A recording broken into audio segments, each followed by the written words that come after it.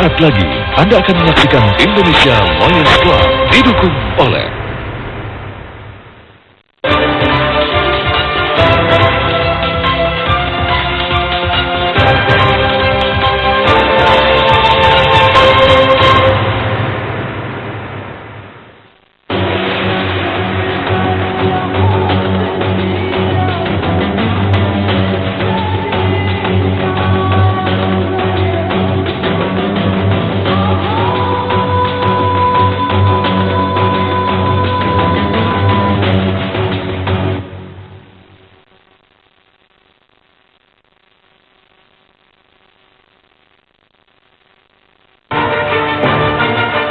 Komisi Pemilihan Umum masih melakukan proses penghitungan hasil pemilu legislatif 9 April lalu. Berdasarkan laporan dari TPS hingga ke tingkat provinsi, proses penghitungan suara yang masuk ke KPU Pusat tak pelak membuat sejumlah calon anggota legislatif harap-harap cemas. Bagaimana tidak, belum juga KPU mengumumkan secara resmi hasil penghitungan suara masing-masing caleg, sejumlah lembaga survei yang melakukan hitung cepat sudah merilis terlebih dahulu hasilnya. Sejumlah anggota Dewan Incumbent yang cukup populer masuk dalam jajaran nama yang diprediksi gagal kembali ke kursi wakil rakyat. Sebut saja politikus Eva Kusuma Sundari dari PDI Perjuangan. Eva pesimis bisa lolos ke Senayan berdasarkan hasil hitung cepat. Suara anggota Komisi 3 DPR yang bertarung di Dapil Jawa Timur 6 ini menurun drastis. Serbuan amplop dari caleg kompetitor ditudingnya sebagai penyebab ia harus terpental keluar dari Senayan. Nasib sama juga bisa jadi dirasakan Ahmad Yani, politikus P3 yang maju di Sumatera Selatan 1. Yani sepertinya harus merelakan jatah kursinya dipakai calon dari partai politik lain yang perolehan suaranya mencukupi untuk melenggang ke Senayan. Sedangkan di Dapil DKI Jakarta 3 yang mengalokasikan 8 kursi, Partai Demokrat harus kehilangan kursinya karena hanya mampu memperoleh 6,9% suara. Tak tanggung-tanggung, Ketua DPR RI Marzuki Ali diprediksi terhenti langkahnya untuk kembali ke gedung Dewan. Begitu juga dengan koleganya Sultan Batugana yang bertarung di Dapil Sumatera Utara 1. Pada Pileg tahun ini, Demokrat diprediksi hanya mampu memperoleh 1 kursi dari Sumatera Utara. Jika ada yang gagal, ada pula anggota Dewan Petahana yang berhasil mempertahankan posisinya di Senayan. Beberapa nama politikus yang tak asing lagi seperti Fahri Hamzah, politikus PKS, Bambang Susatyo yang berasal dari Partai Golkar, diprediksi akan kembali melenggang ke Senayan. Sebelumnya, Indonesia Corruption Watch atau ICW gencar mengkampanyekan gerakan menolak para politisi yang dianggap tidak pro anti korupsi kembali ke rumah rakyat. Namun sepertinya para politisi yang masuk daftar hitam ICW masih mampu menunjukkan kiprahnya dan meraihnya suara masyarakat di daerah pemilihan masing-masing. Fahri Hamzah yang bertarung di Dapil Nusa Tenggara Barat diprediksi meraih suara tertinggi. Begitu juga dengan Wakil Bendahara Umum Partai Golkar Bambang Susatyo yang berlaga di Dapil 7 Jawa Tengah.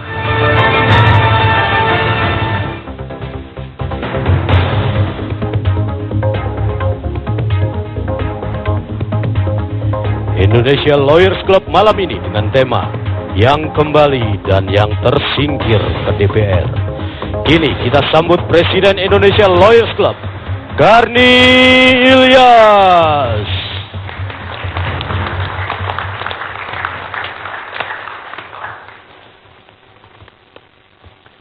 Pemirsa, kita bertemu kembali malam ini. Banyak isu yang menarik. Ada mahasiswa baru yang dikeroyok sampai meninggal. JIS juga masih berlanjut. KPK juga pekan lalu melakukan aksi yang juga ramai diperbincangkan, menjadikan ketua BPK menjadi tersangka dan juga mulai mengusut IKTP. Akhirnya pilihan jatuh yang tersingkir dan yang kembali ke DPR. Kenapa? Setelah dari 4 calon, saya adakan polling kecil-kecilan lewat Twitter, ternyata pemirsa lebih tertarik yang tersingkir dan yang kembali ke DPR. Maka pilihan jatuh ke sini dari 4 calon diskusi. Menarik juga isu ini karena apa? Karena banyak tokoh yang kita prediksi akan maju. Marzuki Ali, Sultan Batugana yang juga bintang ILC ternyata gagal. Bahkan bintang baru Anwar Fuadi, calon presiden sebelumnya, ternyata tersandung. Sekarang apa sih penyebabnya? Sebelumnya memang ICW mengeluarkan kampanye untuk tidak memilih caleg-caleg yang bermasalah. Siapa mereka? Menurut ICW yang bermasalah itu yang diduga atau dipanggil ke KPK. Tapi tidak hanya itu, juga yang dianggap bermasalah oleh ICW, para anggota DPR yang dianggap terlalu kritis terhadap KPK. Tapi apakah gara-gara itu orang semacam Ahmad Yani bisa tersingkir dari pencalonan? Ternyata ada persoalan yang jauh lebih besar, yaitu permainan uang dalam pileg. Dan tidak hanya pemilih yang dibagi uang, tapi juga calon-calon yang punya uang banyak telah menguasai seluruh saksi-saksi, bahkan panitia pelaksana pemilu, bahkan juga instansi-instansi yang lain. Malam ini akan kita uji. Saya ingin cek Oce Madril dulu. Ia mengatakan 90%, kalau nggak salah Pukat itu mengatakan hari ini 90% politisi yang terpilih terindikasi korupsi. Bisa dijelasin? Saya kira Pukat nggak pernah membuat pernyataan seperti itu ya, 10%, 90% yang terpilih, karena kita juga belum tahu yang terpilih ini sebetulnya siapa gitu. Yang ada di Republika hari ini gimana klarifikasi? Saya kira enggak. Saya belum baca juga berita itu, tapi menurut saya tidak ada statement resmi yang mengatakan bahwa 90% yang terpilih adalah yang katakanlah yang pro terhadap korupsi misalnya ya. Saya kira tidak ada, karena memang hasil ini kan belum ada penetapan juga dari KPU. Semestinya tidak ada opini seperti itu. Apa penilaian dari Pukat kalau begitu, kalau berita itu nggak benar? Apa penilaian Pukat terhadap pileg kemarin? Menurut saya pertama memang pileg ini kan memberikan hasil yang mungkin mengejutkan banyak pihak ya, baik itu institusi partai politik maupun para politisi itu sendiri. Itu di satu sisi. Dari sisi partai politik misalnya, ada partai-partai yang kemungkinan besar itu akan mengalami penurunan suara yang sangat signifikan. Itu pertama. Kemudian juga dari sisi politisi ada politisi-politisi yang katakanlah pada masa periode 2009-2014 sangat berpengaruh, tapi kemudian tersungkur begitu. Jadi memang dalam perspektif kami pemilu 2014 paling tidak menunjukkan bahwa masyarakat sudah mulai berpikir untuk memberikan hukuman kepada partai-partai yang katakanlah mereka diduga terlibat dalam berbagai skandal. Ya. Paling tidak ini berpengaruh. Walaupun ini bukannya satu-satunya pengaruh yang bisa diklaimkan terhadap penurunan jumlah suara partai atau tidak terpilihnya para politisi itu. Tapi paling tidak menurut kami, dari perspektif anti korupsi ini sangat berpengaruh, karena banyak dikeluhkan juga oleh partai politik bahwa mereka babak belur karena berbagai dugaan skandal yang dikaitkan dengan partai politiknya begitu. Secara partai? Iya, secara institusi. Secara perorangan? Secara perorangan saya kira tetap ada pengaruh, tapi begini, pengaruh terhadap institusi partai itu kemudian membawa dampak rentetan kepada para politisinya. Saya mencontohkan misalnya Partai Demokrat ya. Kalau kita melihat berdasarkan hasil quick count sementara, ini bukan hasil resmi KPU, tapi paling tidak data itu menggambarkan bahwa ada penurunan yang signifikan ya perolehan dari Partai Demokrat. Nah, secara institusi ini berpengaruh kepada partainya, tapi secara personal juga akan berpengaruh kepada para politisinya. Begitu. Para politisi yang berjuang di lapangan tentu akan sangat menghadapi barier yang cukup luar biasa ketika mereka dihadapkan pada dugaan-dugaan skandal yang itu dikait-kaitkan dengan partai politiknya. Karena kebetulan memang kalau kita melihat Partai Demokrat, ini kan salah satu partai yang ketua umumnya terjerat dalam kasus, kemudian berbagai politisi penting mereka juga terlibat dalam kasus korupsi. Maksud saya sedang berproses hukum ya, belum diputus peradilan, tapi ini sudah berpengaruh secara publik begitu. Dan inilah salah satu yang kami lihat, salah satu bahwa nilai positif dari pemilu bahwa masyarakat ternyata sudah bisa menilai mana parpol yang betul-betul berpihak kepada masyarakat dan mana yang dia memanfaatkan kekuasaan untuk penyalahgunaan wewenang. Dibilang oleh ICW partai terkorup itu bukan Demokrat kan? Siapa yang dibilang ICW? Malah PDIP, malah menang. Iya, tapi kan Partai Demokrat magnitudenya berbeda. Jadi secara kuantitas boleh jadi data kuantitas itu ketika di ranking bukan Partai Demokrat yang muncul atau bukan partai lain yang muncul. Tapi ketika bicara magnitud, bobot kasusnya, maka yang paling berdampak itu menurut saya adalah Partai Demokrat. Apa aja Partai Demokrat? Atau ada partai yang lain juga yang... Saya kira PKS juga termasuk partai yang secara magnitud itu banyak dikritisi ya, keterlibatan. Karena dua partai ini kan melibatkan ketua umumnya. Jadi mungkin berbeda dengan partai-partai lain. Kalau kita melihat membandingkan partai ini dengan partai-partai lain. Jadi secara magnitud menurut saya dua partai ini lahir dari reformasi, kemudian ketua umumnya atau puncak pimpinan partainya diduga terlibat korupsi dan diproses hukum, dan itu kemudian berdampak negatif terhadap institusinya pertama, kemudian juga boleh jadi terhadap politisinya. Kenapa Partai Golkar gak turun misalnya? Padahal banyak disorot juga, banyak dikait-kaitkan juga dengan kasus korupsi. Kalau ketua umum Partai Golkar terjerat, saya kira akan berdampak. Kalau pucuk pimpinannya terjerat. Oh, jadi ditentukan oleh ketua umum.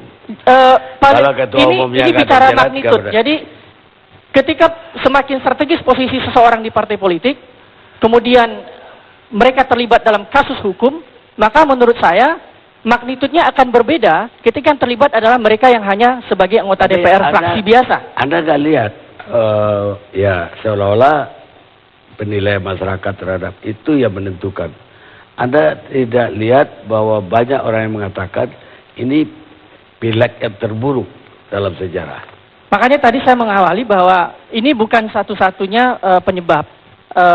Saya membagi dua, ada faktor yang berpengaruh pada institusi partainya, ada faktor yang berpengaruh pada politisinya. Tapi menurut saya isu ini bukan satu-satunya, ada problem lain, misalnya politik uang, kemudian problem kecurangan-kecurangan yang terjadi di lapangan, itu pasti akan berpengaruh. Jadi memang ini tidak satu penyebabnya, tapi akan banyak pendekatan. Tapi paling tidak isu korupsi itu menjadi salah satu catatan penting, terutama bagi partai politik yang magnitud kasusnya itu luar biasa, maka mereka akan menuai dampak negatif ketika pemilu dilangsungkan. Sebetulnya kan fenomena ini sudah terjadi ketika PDIP berkuasa pada masa 2004. Dari 30-an% turun menjadi 18 atau 20-an%. Ini kan sebetulnya fenomena yang sudah pernah terjadi ketika pemilih mulai memasukkan faktor skandal-skandal korupsi menjadi salah satu referensi dalam menghukum partai politik atau politisi. Ahmad Yani misalnya. Wah, siapa nggak kenal Ahmad Yani? Saya kira seluruh Nusantara tahu. Salah satu bintang AFC. Ya. Nggak berhasil. Menurut Anda lebih kenapa? Partainya nggak diributkan orang, dia juga nggak diributin korupsi. Nanti saya kira lebih ini ada orangnya di sini begitu. Jadi Ya kita bukan, makanya lagi ada orangnya. Kalau nggak kita bicara di belakang orang namanya. menurut saya boleh jadi salah satunya penyebabnya memang sikap ya. Apakah sikap terhadap pro pemberantasan korupsi atau anti korupsi itu saya kira Ahmad Yani bisa menjelaskan. Apakah ketika dia mengadukan kasus misalnya, melaporkan sebuah kasus kepada penegak hukum dan itu kemudian mengganggu kepentingan di daerah, apakah itu berpengaruh atau tidak? Itu pertama. Kemudian ketika dia membela kepentingan koruptor misalnya, itu juga bisa jadi catatan kedua bahwa itu juga bisa berpengaruh terhadap pemilihnya begitu. Jadi saya tidak berani menyimpulkan personal Ahmad Yani ini lolos seperti jangan-jangan karena sering tampil di ILC. Kenapa? Pak Hamzah juga sering tampil lolos. Ya. Bukan lolos, suara terbanyak. Suara terbanyak, malah suara terbanyak. Memang ini tidak bisa dijadikan satu-satunya alasan, tapi terhadap institusi partai pengaruh skandal-skandal korupsi itu terbukti menurut saya. Baik, sekarang saya uji Ahmad Yani. Ada analisis, tapi tentu ada fakta real di lapangan. Apa yang terjadi, baik teman? Bang Kani, bismillahirrahmanirrahim. Assalamualaikum warahmatullahi wabarakatuh. Pertama, saya ingin mengucapkan terima kasih ya kan, atas dukungan, atas pemilihan dari masyarakat Sumatera Selatan. Satu tentunya. Sampai detik ini, baik telepon langsung, ya kan, maupun SMS, BBM, ini ada senior saya, Anwar Fuadi, di Sumatera Selatan itu merasa tidak percaya Ahmad Yani tidak lolos di DPR RI. Dan saya katakan kepada pendukung-pendukung saya itu, ini belum final. Proses ini masih berjalan. Saya kritik tadi apa yang dikemukakan yang mengutip lembaga survei yang merilis beberapa anggota DPR tidak lolos. Padahal tahapan-tahapan pemilu lagi sedang berjalan. Tahapan pada waktu dia merilis itu tahapan masih di tahapan TPS. Belum kepada tahapan-tahapan yang ada di PPS. Belum tahapan-tahapan yang ada di PPK. Belum tahapan-tahapan yang ada di kabupaten, kota, dan provinsi. Padahal kejahatan-kejahatan pemilu ini begitu masif dilakukan. Jadi apa yang diasumsikan kawan kita dari Pukat Harimau ini, itu asumsi. Ya, dari Pukat Harimau atau Pukat. Pukatnya saya bayar Pukat OGM. Ya kan? Saya ini hanya analisis yang tidak sesuai dengan fakta dan kenyataan. Baik, tapi beliau nanti kalau beliau turun ke lapangan, beliau lihat menjadi caleg, dia akan pandangannya berbeda seperti itu. Yang pertama tentunya, saya juga tidak ingin mengeneralisir, ya kan, bahwa seluruh masyarakat itu memilih itu karena politik uang, walaupun mayoritas itu dilakukan. Fakta, saya tidak mengeluarkan Rp1 pun, ya kan? Saya tidak mengeluarkan Rp1 pun, masih suara saya masih bisa diuji seperti itu. Yang kedua adalah ini persoalannya ada di tingkat penyelenggara. Ini fakta yang saya temuin sendiri ini, Bang Kardi. Ini saya sudah lapor kepada Bawaslu, ya kan Pak Muhammad, dan saya memberikan apresiasi yang cukup tinggi kepada Pak Muhammad. Saya melapor sore hari, ya kan, pada hari mereka pleno nanti bisa buat testimoni, saya kira di sini mereka pleno pada malam hari, besoknya terjun ke lapangan.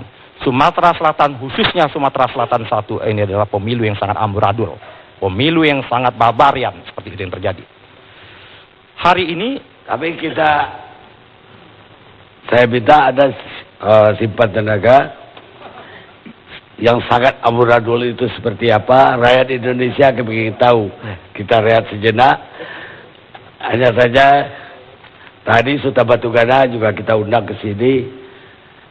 Udah on the way ke sini atau udah di perjalanan, tiba-tiba dia nelpon. Ketua Harian Demokrat Syarif Hasan melarang dia ke sini karena Ruhut juga diundang. Dan konon kabarnya itu perintah dari Ketua Umum. Kita rehat sejenak.